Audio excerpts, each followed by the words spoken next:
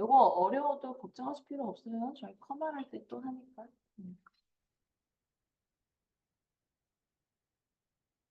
자, 그 다음 것도 이어서 한번 해볼게요.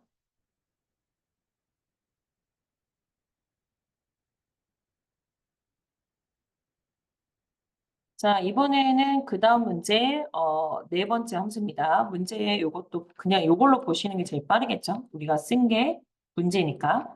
책 읽기 대출 도서량의 평균을 물어봤고, 문제에서는 데이터베이스 함수 daverage를 줬습니다. 그리고 데이터베이스 함수 할 때 조건은 우리가 입력한 이 입력 데이터를 이용해라 라고 되어 있네요.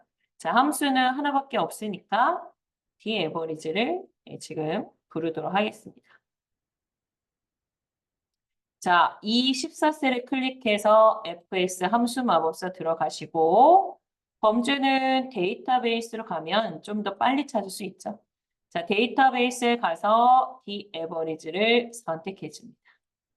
자, 첫 번째 줄 데이터베이스라는 셀 범위를 묻고 있네요. 자, 우리 데이터베이스는 데이터들 모아놓은 거라고 했죠. 그래서 요 B4 첫 번째 데이터를 기준으로 연결된 데이터를 모두 잡습니다. 자, 근데 요 I와 J열은 생략하라고 했죠. 그래서 B4부터 H12 데이터베이스 범위는 이렇게 지정해 주시고 자, 밑으로 내려와서 필드는 열 번호를 지정하는 곳입니다. 여기서 말하는 열 번호는 우리가 값을 구할 열 번호라고 했어요. 자, d-average는 평균 구하려고 지금 부르신 거죠? 그 평균을 뭘로 구할 거냐? 바로 도서량의 평균입니다. 자, 그럼 이 도서량의 위치를 말씀해 주셔야 되겠죠? 1, 2, 3, 4, 5, 6 바로 여섯 번째 열에 있습니다. 필드는 값을 구할 그 값을 여러분들 지금 대출 도서량 갖고 평균 구하려고 하는 거니까 이 값을 구할 이 친구가 있는 열 번호를 지정해 주시는 곳이에요. 필드는 6이 될 것이고 그 다음 마지막 줄 요 크리테리어는 조건이 있는 범위라고 했어요. 조건이 있는 범위를 잡으실 때는 열 레이블 필드 제목과 함께 조건을 같이 지정하셔야 돼요. 자, 조건이 책 읽기거든요. 자, 책 읽기가 여기도 있고 여기도 있고 여기도 있고 여기도 있고. 네, 근데 문제에서 여기 우리가 크리테리어 범위 지정하는 곳에는 열 레이블과 함께 포함해서 잡아라 그랬어요. 열 레이블이 제목이니까 제목 포함해서 잡게 되면 바로 위에 있는 조건. 주요 활동이 책 읽기다라고 이렇게 지정하셔야 되겠죠. 커말은 조건을 밖에서 작성을 하고 들어가기도 하는데 ITQ는 입력한 데이터를 이용하라고 했으니까 이 안에서 찾아서 범위 잡으시면 돼요. 자, 확인 눌러주시면 이렇게 평균값이 표시가 됐습니다. 근데 이 시험에 이 친구가 나온다면 혼자 나오지 않고 라운드 함수가 같이 나올 수 있어요. 라운드나 라운드 업 그리고 라운드 다운 이 세 가지 중에 하나가 같이 나올 수도 있습니다. 그럴 때 자릿수를 지정하실 수 있겠죠.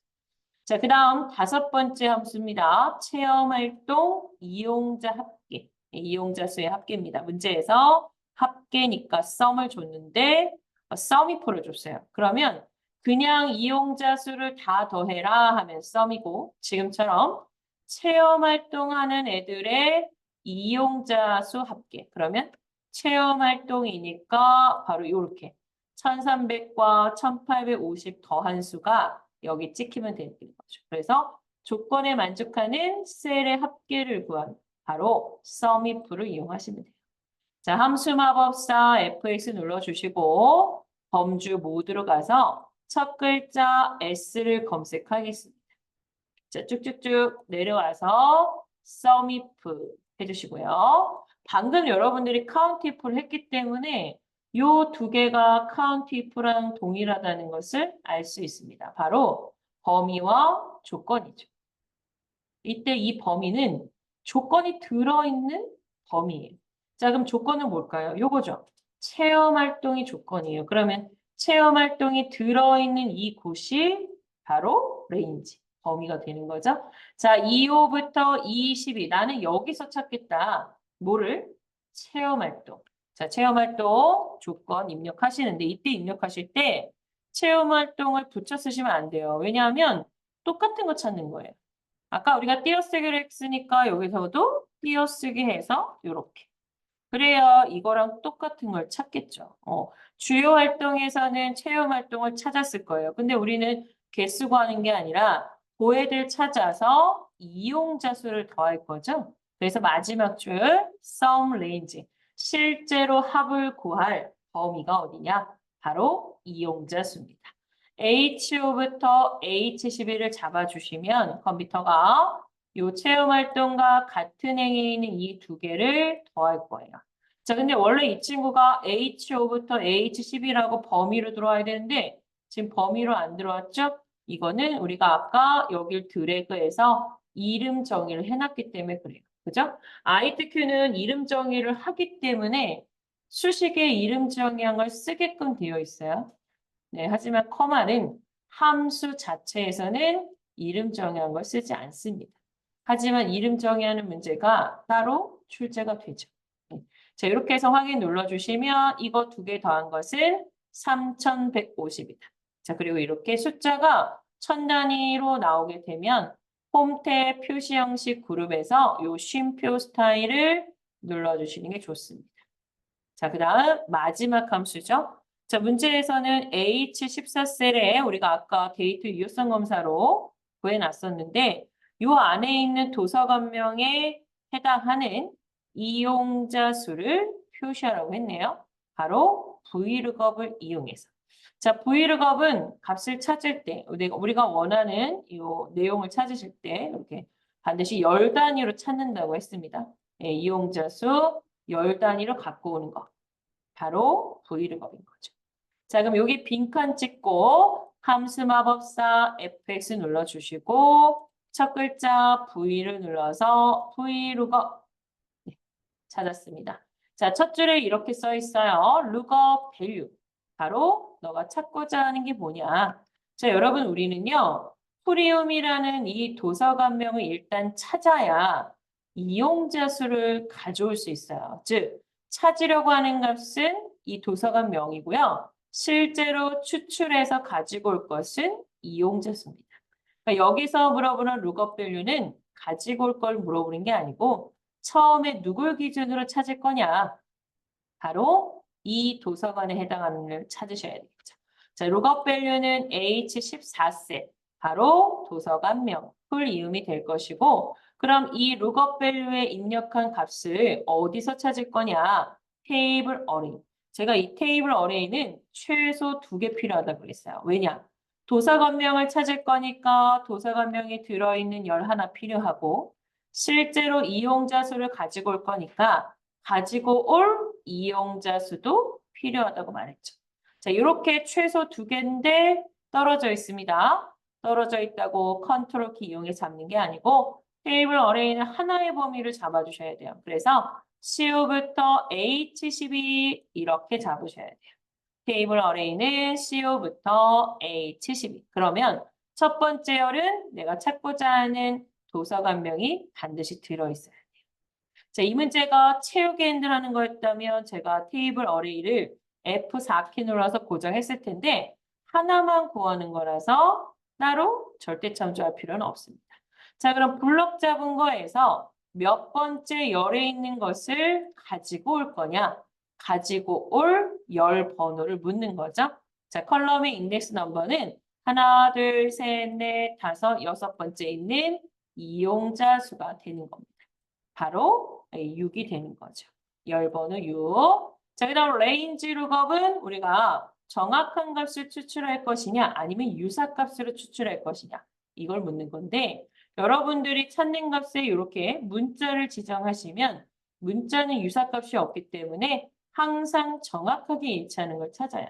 영어로 펄스를 쓰셔도 되지만 0이 펄스이기 때문에 우리는 숫자 0으로 펄스를 나타내면 되는 거죠. 네, 이렇게 구하시고 확인 눌러주시면 도서관명에 따른 이용자 수 그리고 제가 여기서 도서관명을 바꿔도 그거에 따른 이용자 수가 표시가 돼야 돼요. 시험 볼 때는 반드시 첫 번째 도서관명이 선택되어 있어야 된다고 했습니다. 자, 이용자 수니까요. 이 친구도 쉼표 스타일 이렇게 적용시켜 주시면 되겠죠. 자, 시험 볼 때 함수 6개를 다 푸실 필요는 없습니다. 물론 다 알고 푸시면 좋겠지만 최소 3개 이상 푸시면 될 것 같아요. 자, 그 다음 맨 마지막 문제는 조건부 서식이죠. 이 조건부 서식도 제가 커말에 나온다고 했는데, 자, 문제 보시면, 도서량이 200 이하인 행 전체에 다음의 서식을 적용해라 그랬어요. 우리가 서식을 지정하고 싶은 곳이 바로 행 전체예요. 행 전체 지정하실 때는 BO부터 J12를 잡으라고 했었죠. 이때 우리는 오른쪽에 함수를 내가 풀지 않았다 하더라도 반드시 행 전체가 돼야 되기 때문에 BO부터 J12까지 잡으라고 했습니다. 자, 범위 잡아주시고 홈 탭 가운데 조건부 서식 들어가서 새 규칙을 누릅니다. 자, 사용자가 직접 수식을 작성할 거니까 규칙 유형은 6번째. 바로 수식을 사용하여 서식을 지정하겠다. 이렇게 지정해 주시고 아래쪽 수식 입력하는 곳에 클릭을 해서 이제 문제를 보시면 되겠죠? 자, 도서량이 200 이하다 그랬어요. 네, 이 텍스트는 계산이 안 되죠? 그리고 항상 내가 잡은 거에 첫 번째 데이터부터 검색할 수 있도록 바로 첫 번째 도서량을 찍어 주셔야 됩니다. 자, 근데 이렇게 찍고 자세히 보시면 열과 행이 모두 달라. 고정된 것을 알 수 있어요. 얘가 여기서 고정이 돼 있으면 아래쪽에 있는 도서량은 검색조차 할 수 없게 되는 거죠. 그래서 아래쪽에 있는 데이터도 검색할 수 있도록 숫자 5, 행 앞에 있는 달러는 지워주라고 했습니다. 자, 이거를 힘들게 지우는 거 말고 우리는 셀을 찍자마자 F4키를 하나, 두 번 누르셔도 행 앞에 고정 기호를 없앨 수 있다고 했어요. 자, 그러면 G5셀에 뭐가 있는지 모르지만 그게 200 이하이면 그 등호는 작거나 같다 해주시고 200 적어주시면 되겠죠. 그러면 조건이 끝났어요. 이게 수식이고 이 수식에 해당하는 을 찾아서 서식을 지정하는 거죠. 네, 그래서 요 작성 끝나신 분들은 서식 버튼 띡 누르시고 ITQ는 거의 동일하죠. 글꼴 굵게 글자 색깔인 표준의 뒤에서 세 번째 있는 파랑을 지정하시면 돼요. 확인, 확인. 그러면 200 이하 예, 3개 있네요. 이런 식으로 행 전체가 표기가 됐습니다. 자, 그럼 저희는 함수도 다 했고 조건 서식을 다 했기 때문에 아예 1작업을 끝내시는 게 좋아요. 어떻게? 바로 전체 요 데이터 표를 잡아서 테두리 스타일을 미리 넣어주세요. 자, 문제 보시면 완성된 거 출력 형태랑 동일하게 하는 거니까 테두리에 들어가서 굵은 바깥쪽 테두리 한번 눌러주시고 아까 조건부 서식할 때 이렇게 잡았죠? 예, 그 범위를 다시 잡아서 굵은 바깥쪽 테두리. 네, 이렇게 지정해 주시면 이 부분이 바로 240점째. ITQ 제1작업. 엑셀이 끝났습니다. 저장 버튼 한번 눌러주시고 자, 그러면 이제 한 장 넘겨서 이걸 가지고 이제 작업하라고 되어 있죠. 자, 문제 이렇게 써 있습니다. 제1작업 시트의 B4부터 H12까지 컨트롤 C 데이터를 복사하여 어디? 바로 옆에 있는 제2작업 시트 B2에다가 컨트롤 V 모두 붙여넣기 하라고 했습니다. 자, 이때 열 너비를 조금 적당히 조절해 주셔야 되겠죠? 또 행 높이가 너무 크면 행 높이도 살짝 조절해 주셔야 돼요. 자, 이렇게 해서 데이터는 준비가 다 됐고 이 복사해서 붙여넣기 한 데이터를 갖고 목표값 찾기와 고급 필터 하시면 돼요. 자, 이게 홀수달에 나올 확률이 높은 문제죠. 자, 첫 번째 목표값 찾기 문제입니다. B11부터 G11까지 요거 하나 빼고요. 자, 여기부터 여기까지만 병합하고 가운데 맞춤. 바로 병합하란 얘기죠. 홈 탭에 가서 병합 가운데 눌러주시고 이 안에다가 이 내용을 그대로 쓰래요. 자, 똑같이 써볼게요.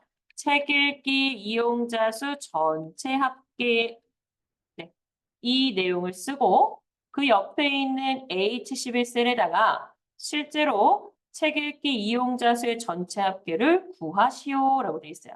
이때도 조건은 입력 데이터를 이용해라 라고 되어 있네요. 만약 이 문제가 이용자 수를 더해 그랬으면 그냥 sum, 이용자 수의 평균을 구해 그럼 그냥 average거든요.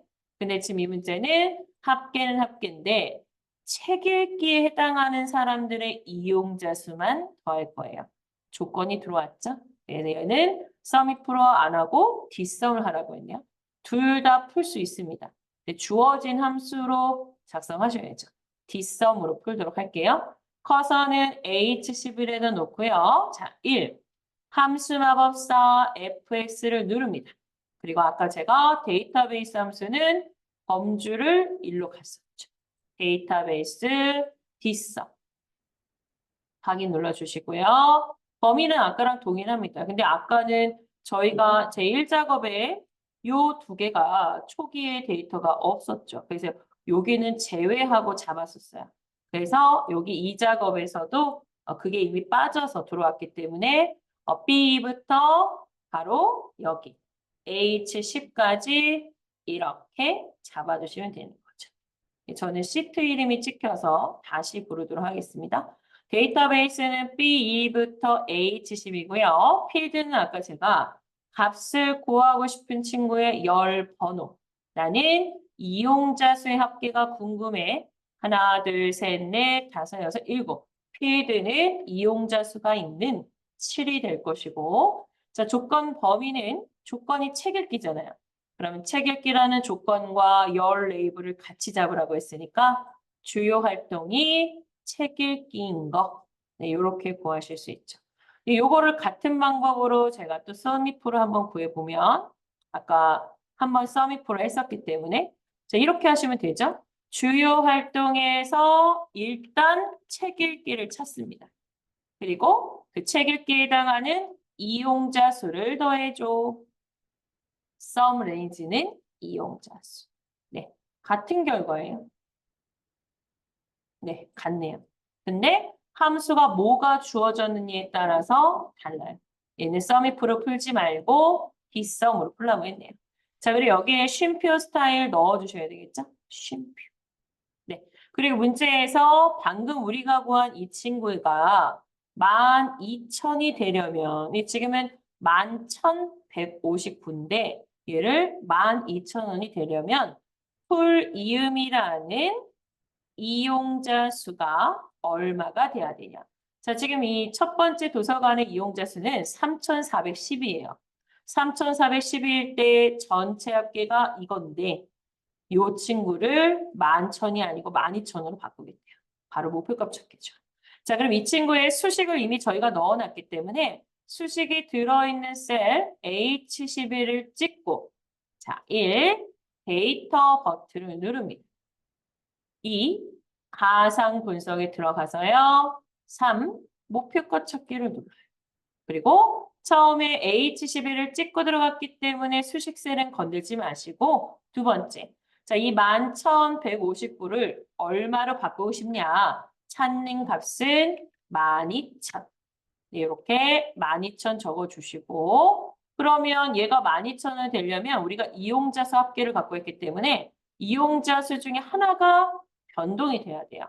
문제에서 지정을 해줬죠.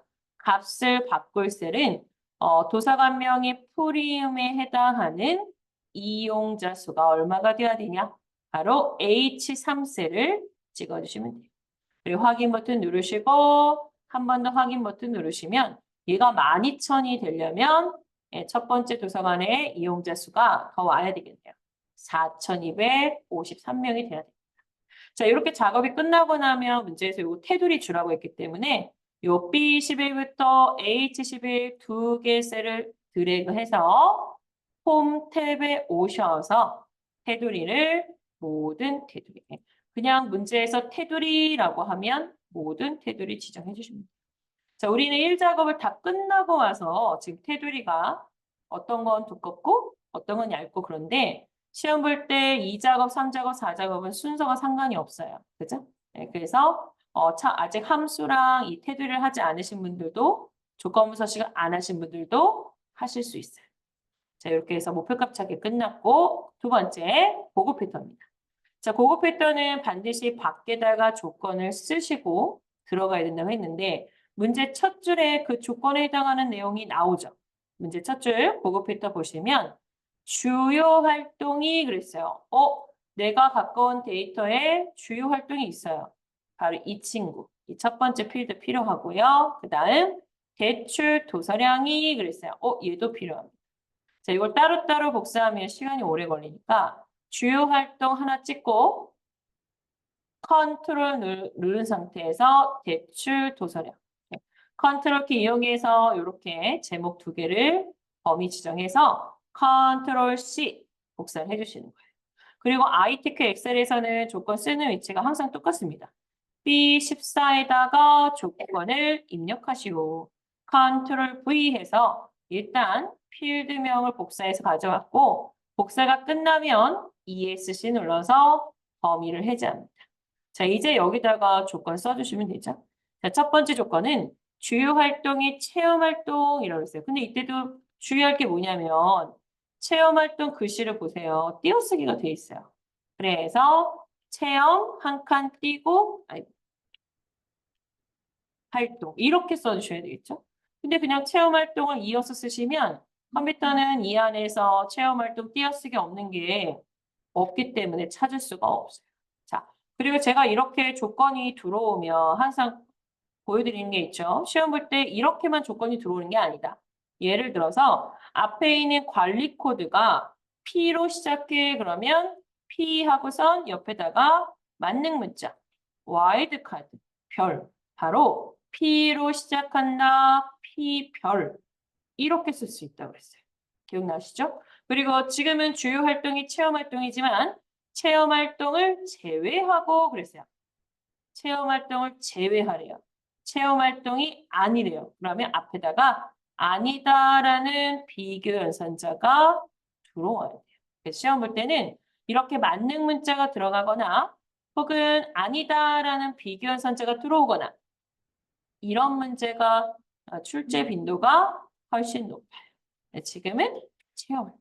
그리고 문제에서 체험 활동이거나 그랬어요. 그러면 이렇게 되면 그 조건 중에 하나만 만족해도 된다는 얘기잖아요. 그래서 같은 줄에 쓰면 둘 다 만족하는 AND 조건으로 풀이가 되니까 이거나는 둘 중에 하나, 바로 OR 조건.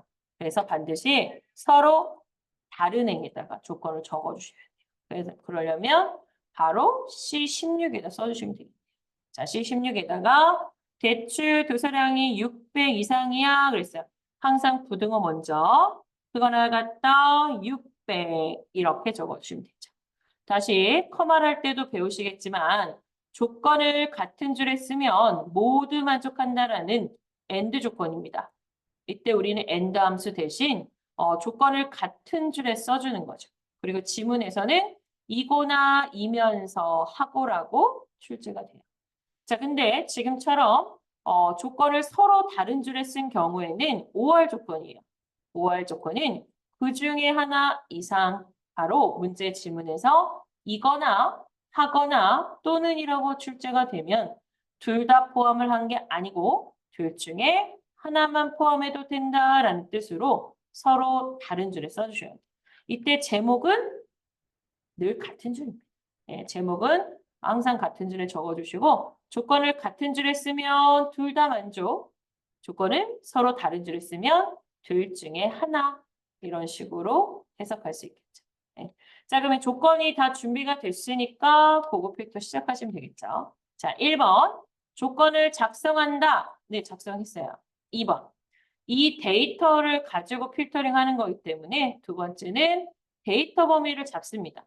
제가 범위 잡을 때 병합된 것은 포함하지 않는다라고 했죠. B부터 HC 범위를 잡아주시고 3. 메뉴 데이터에 들어가서 고급 버튼을 누르는 거예요. 데이터의 고급. 눌렀고요. 자, 결과는 항상 다른 장소에 복사할 거예요. 왜냐? 현재 위치에서 하면은 원본 데이터가 삭제가 되기 때문에 저희는 결과는 다른 장소에 복사. 자, 목록 범위는 범위를 잡고 시작했기 때문에 자동적으로 설정이 됐습니다. 자, 그럼 두 번째 줄 클릭해서 조건 범위는 바로 사용자가 입력한 이게 되는 거죠. 바로 B14부터 C16. 이게 조건 범위가 되는 거예요. 자, 마지막 복사 위치도 문제 제시가 됐습니다. 18번째 행에서 나타나도록 하시오. 그랬어요. 복사 위치는 B의 18번째. 번지를 찍어주시고 확인. 네, 이렇게 되면 이 두 개의 조건에 해당하는 결과물이 나왔죠. 자, 근데 문제가 끝이 난 게 아닙니다. 문제에서 그 대출 도서량이 600 이상인 자료에 도서관명, 관리자, 도서 보유량, 그리고 대출 도서량. 바로 이 하나, 둘, 셋, 네 개 열만 갖고 오고 세 개 요 열은 필요가 없다고 하네요. 그래서 관리 코드 컨트롤 누른 상태에서 주요 활동과 이용자 수. 네, 이 친구들은 오른쪽 버튼 삭제, 단축키는 컨트롤 빼기를 누르셔가지고 요 열은 삭제해 주셔야 돼요. 자, 메시지가 뜨면 그냥 확인 버튼만 눌러주시면 됩니다. 그리고 열 너비를 적당히 조절해 줄게요. 네. 자, 우리가 홀스달에는 여기가 목표값 찾기가 나오기 때문에 보고 필터는 이게 끝이에요. 근데 짝수달에는 목표값 찾기가 출제가 되지 않기 때문에 보고 필터를 하고 나면 결과세를 잡고 채우기 없음에 효서식을 하죠. 네, 근데 요거는 여기까지가 작업의 끝이. 네, 고급 필터와 목표값 찾기. 그리고 데이터베이스 함수까지 작업을 했습니다. 자, 그리고 문제 3번 이어서 하시면 3번은 정렬 및 부분합 되어 있어요. 그리고 앞에 있는 B4부터 A71을 복사하여 또다시 3작업에 붙여넣기 하라고 했네요. 자, 다시 가볼게요. 제1작업에 가시면 저희가 아까 범위 지정한 게 그대로 있어요. 그럼 그냥 이 상태에서 컨트롤 C 복사만 하시는 거예요. 그리고 제3작업에 가서 B2에다가 이렇게 붙여넣기 하시는 거예요. 피벗 테이블은 그 자리에서 바로 삽입에 피벗 테이블 하셨는데 부분합은 데이터를 복사해서 갖고 오셔야 됩니다. 자, 열 너비와 행 높이 조절해 주시고 이제 이걸 가지고 관련성 있는 것끼리 묶어서 계산을 하는 거예요. 그게 바로 정렬과 부분합입니다. 자, 부분합은 반드시 앞에 정렬이 미리 선행돼야 돼요. 정렬을 하셔야 올바른 부분합 결과를 볼 수 있습니다. 자, 그럼 정렬을 한번 해볼까요? B2부터 H10 데이터를 모두 범위 지정해 주시고 메뉴 데이터의 정렬 버튼을 누릅니다. 자, 근데 이때 정렬 기준은 사용자가 완성된 그 출력 형태를 보고 판단하셔야 돼요. 자, 자세히 보시면 함수가 어디 모여있냐. 체험활동 평균, 체험활동 개수. 바로 그 애들이 주요 활동 밑에 모여 있다는 것을 알 수 있어요. 예. 자세히 보시면 연관성 있는 걸로 묶어놓은 게 주요 활동이다. 자, 그럼 우리는 정렬 기준을 주요 활동으로 바꿀 거고요. 그리고 체험 활동이 먼저 올라와 있고 영상이 밑에 있어요. 그러면은 얘는 기억 니은 순이에요? 아니면 거꾸로 했나요? 네, 거꾸로 했죠. 내림차순으로 했잖아요. 그래서 정렬 방법을 내림차순. 근데 이때 맨날 오름내림만 나오는 게 아니라고 했어요. 자, 기억부터 하는 게 오름, 거꾸로 히읗부터 하는 게 내림인데 오름도 아니고 내림도 아니다. 그럴 때는 사용자 지정 목록이 나올 수 있다고 그랬어요. 사용자 지정 목록이 나오면 여러분이 여기다가 직접 쓰시고 추가를 눌러주셔야 돼요. 쓰실 때는 요 왼쪽에 있는 애들처럼 똑같이 이런 식으로 구분해서 적어주시면 돼요. 네, 지금은 내림차순입니다. 확인. 네, 보시면 출력 형태는 동일하게 체험활동끼리, 책 읽기끼리, 영상끼리 이렇게 묶인 걸 확인할 수 있어요. 이렇게 정렬이 선행이 되면 이제 데이터 맨 끝에 구분합을 할 수 있는 거죠. 자, 구분합을 눌렀더니 첫 줄에서 이렇게 돼 있어요. 그룹할 항목이 뭐냐? 그러니까 방금 우리가 그룹을 한 게 누구냐? 정렬한 거요. 바로 주요 활동으로 정렬했죠. 그래서 그룹할 항목을 주요 활동으로 바꾸셔야 돼. 그러니까 제일 많이 실수하시는 게 이거예요. 이거 안 바꾸시는 분 되게 많은데 여기에 방금 내가 뭘로 정렬했는지 반드시 지정해 주셔야 돼요. 자, 그리고 문제 첫 줄 끝에 써 있죠. 도서관명의 개수. 자, 물론 문제 순서대로 하셔도 되지만 완성된 거 보시면 개수가 맨 밑에 있고 평균이 맨 위에 있어요. 맨 밑에 있는 개수를 먼저 했기 때문에 가장 아래쪽에 깔려 있는 거죠. 자, 그래서 우리도 함수는 개수를 먼저 합니다. 그리고 도서관명의 개수야 그랬어요. 그럼 기존에 체크되어 있는 항목은 모두 빼시고 도서관명 하나만 찍어주시면 돼요. 근데 이때 스크롤 내려서 확인 안 하시고 그냥 하시는 경우 되게 많아요. 이렇게 스크롤을 위아래로 이렇게 확인해 보시고 도서관명 하나만 찍고 이거의 개수. 네, 이렇게 반드시 지정하시면 돼요. 확인. 첫 번째 부분합이 끝났죠? 부분합도 중첩 부분합. 하나가 더 있어요. 자, 맨 끝에 부분합 한 번 더 들어가서 이용자 수의 평균이라고 했어요. 그러면 함수는 평균으로 바뀌고 항목은 도서관명이 아니고요. 체크를 빼시고 맨 밑에 이용자 수. 자, 이때 중요한 거 있죠? 이 새로운 값 대치. 왜냐?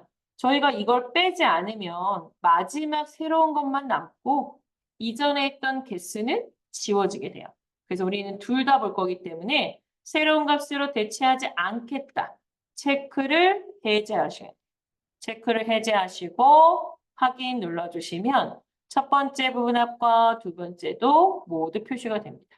자, 끝난 게 아니죠. 2번. 개요는 지우시오 그랬어요. 부분합 앞에 보시면 그룹 해제라는 글씨가 있고 그룹 해제를 눌러서 개요 지우기. 개요 지우기 하시면 이 왼쪽에 있는 애가 없어지는 거예요.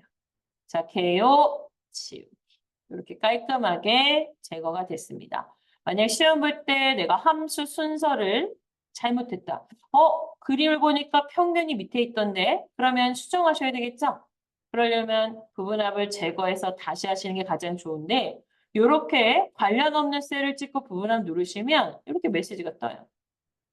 반드시 커서는 이 부분합 안에다가 커서를 두시고 부분합을 딱 누르셔야 모두 제거 버튼을 볼 수 있어요. 요 안에다 커서 찍고 부분합 가서 모두 제거하시면 다시 하실 수 있습니다. 자, 이렇게 해서 1작업, 2작업, 3작업. 작업이 모두 끝났죠.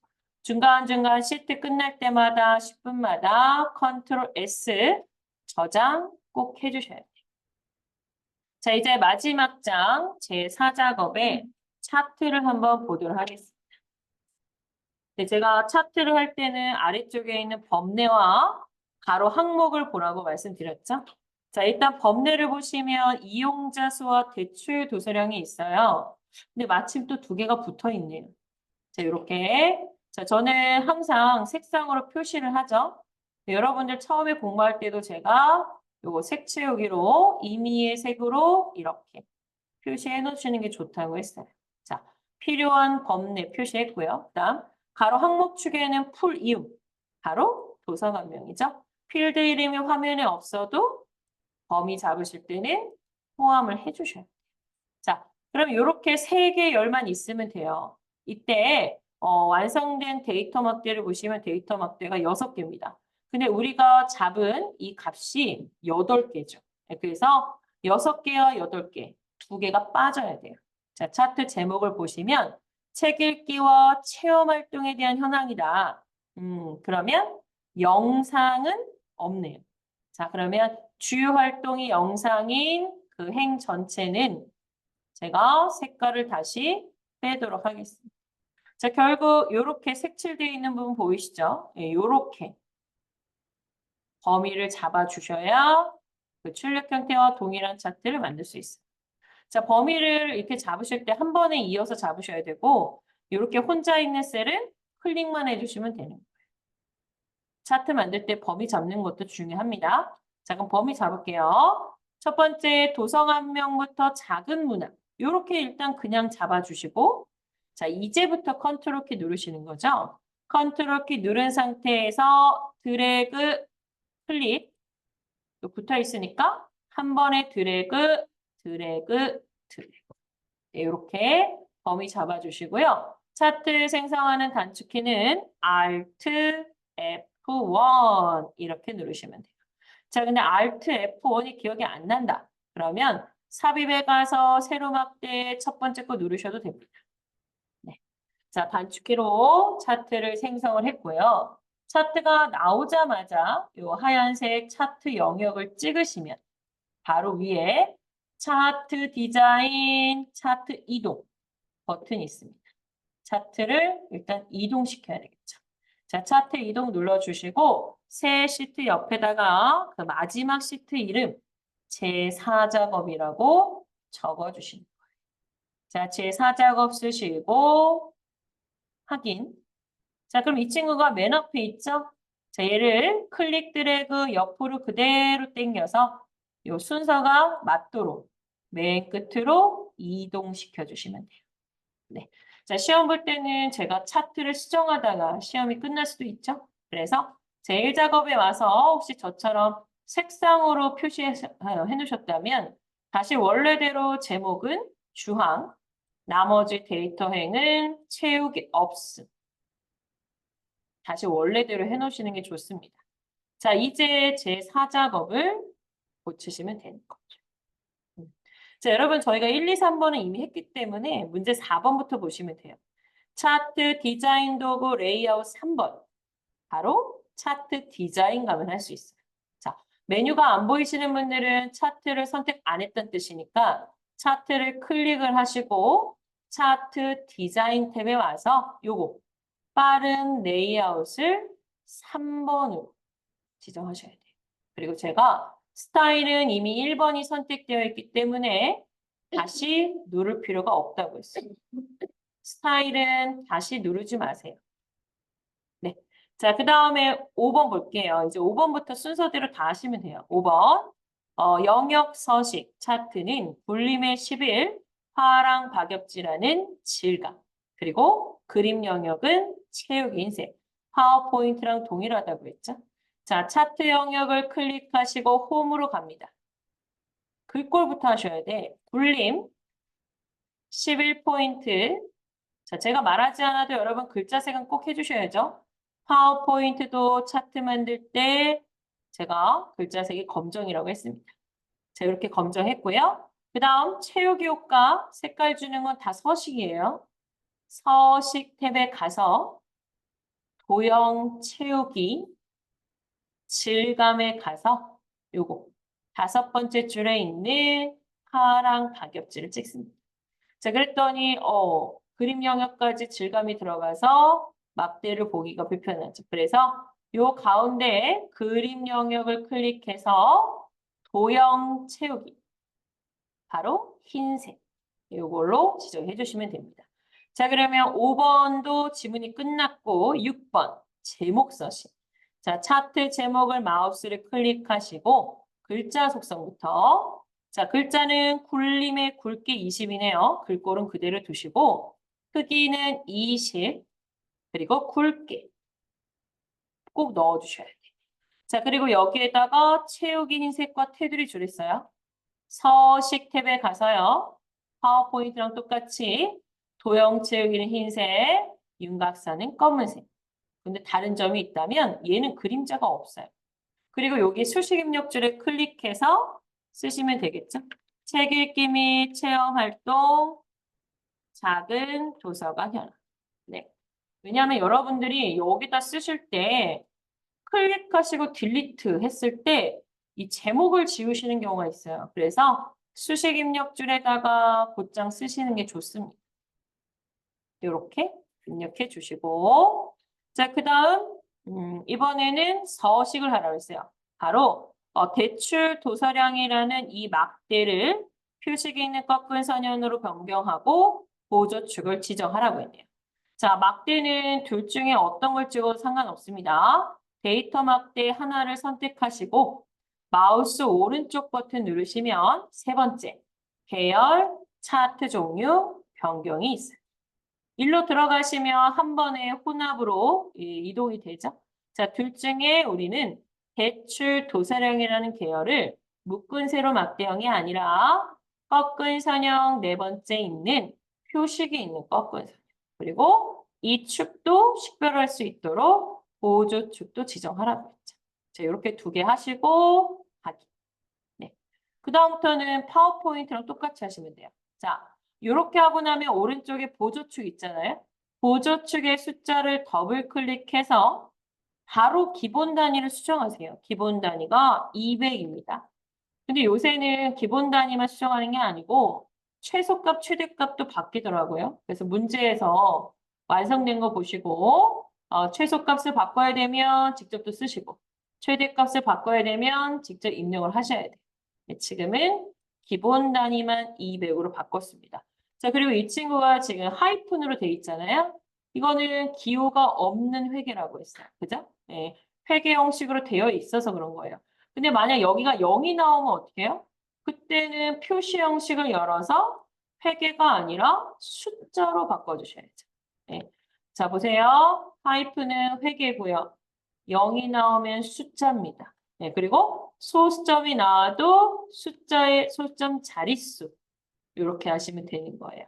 요거 파워포인트 때문에라도 반드시 알고 계셔야 돼요. 자, 그 다음에 표식. 표식이 바로 요 동그라미죠. 요 동그라미 하나를 찍고 오른쪽 데이터 계열 서식 채우기를 누르셔서 표식, 표식 옵션, 기본 제공, 세모의 10 이렇게 바꾸시면 되죠. 자, 그리고 값 표시를 한번 해볼까요? 지금 자세히 보시면 이 미니 문학 위에 값이 들어있어요. 위에. 그래서 한번 찍으면 모든 데이터 계열이 선택되니까 잠시 있다가 다시 한번 이렇게 재선택하시면 이 친구만 선택된 것을 알 수 있어요. 자, 이 상태에서 마우스 오른쪽 버튼 값이 데이터 레이블이라고 했죠? 데이터 레이블 요 글씨를 딱 찍어주시면 세로 막대는 바깥쪽 위로 빠지고 꺾은 선형에다 값 표시하면 오른쪽에 표시가 된다고 했습니다. 이렇게. 자, 그 다음 눈금선 파선하라고 돼 있네요. 자, 요 회색 눈금선을 찍고 파선하기 전에 윤곽선 색상을 검은색으로 먼저 바꿔주시고 그 다음 다시 서식의 윤곽선 대시는 네 번째 파선으로 지정해 줍니다. 자, 그 다음 범례 이름을 출력 형태랑 동일하게 하라고 했어요. 자, 우리가 아까 데이터 입력할 때 Alt, Enter를 쳤었죠. 그래서 두 줄이 됐어요. 이걸 한 줄로 바꾸시는 건데 차트 디자인 가서 데이터 선택 버튼을 누르시고 자, 우리가 범례에서 이름 하나 바꾸는 거잖아요. 범례 둘 중에 누구? 얘를 바꿀 거예요. 그러면 얘를 찍고 편집 버튼 누르시면 돼요. 자, 대출 도서량이라는 글씨를 찍고 편집 버튼 누르셔서 얘가 얘인 거죠. 네, 근데 이거를 셀로 갖고 오는 게 아니라 내가 직접 쓰겠다. 띄어쓰기랑 가로랑 이렇게 출력 형태를 보시고 똑같이 적어주시면 돼요. 사용자가 직접 써주실 수 있습니다. 확인, 확인. 네, 그러면 작업이 끝난 거죠. 자, 끝으로 이 기본 축에 윤곽선 검정, 오른쪽 보조축에도 윤곽선 검정, 가로축에도 윤곽선 검정. 이렇게 테두리는 파워포인트에서 하셨던 것처럼 그대로 지정해 주시면 되고요. 화면 비율은 제가 100%가 보기 좋다고 했죠? 이렇게 100%로 해놓으시면 돼요. 자, 이제 여기다가 도형만 그리시면 되는 거죠. 네. 자, 차트를 찍어야 이 도형이 활성화가 됩니다. 차트를 안 찍으면 활성화가 안 돼요. 차트를 찍고 삽입의 도형에 가서 설명선 맨 밑에 두 번째. 자, 모서리가 둥근 설명선을 그려줍니다. 이때 이거를 회전하시는 게 아니고 이 노란색 동그라미가 있는 크기 조절점, 아니 모양 변형할 때 쓰는 거죠. 이 모양을 변형할 때 사용하는 이 점을 이용해서 이렇게 방향 바꿔주시고 색상은 도형 채우기 흰색 해주시고 글꼴은 지문에 없어도 차트랑 글꼴을 통일시키라고 했어요. 제가 아까 차트 글꼴을 불림에 10일 했죠. 글자색 검정했고요. 근데 커서가 가운데로 오지 않았어요. 그래서 가로 가운데, 세로 가운데. 이것까지 하시고 차트 글꼴과 똑같이 지정해서 입력해 주시면 돼요. 그리고 제가 차트 영역에다 테두리 넣지 말라고 했습니다. 파워포인트는 차트 영역에 테두리가 들어가죠. 외곽선이라는 게 있으니까. 근데 엑셀에서는 차트에다가 테두리 넣으실 필요가 없어요. 이게 끝인 거죠. 네, 이렇게 해서 4작업 차트, 3작업 부분화, 2작업 목표값 찾기와 고급 필터, 1작업까지 해서 작업이 마무리된 거죠. 네, 이렇게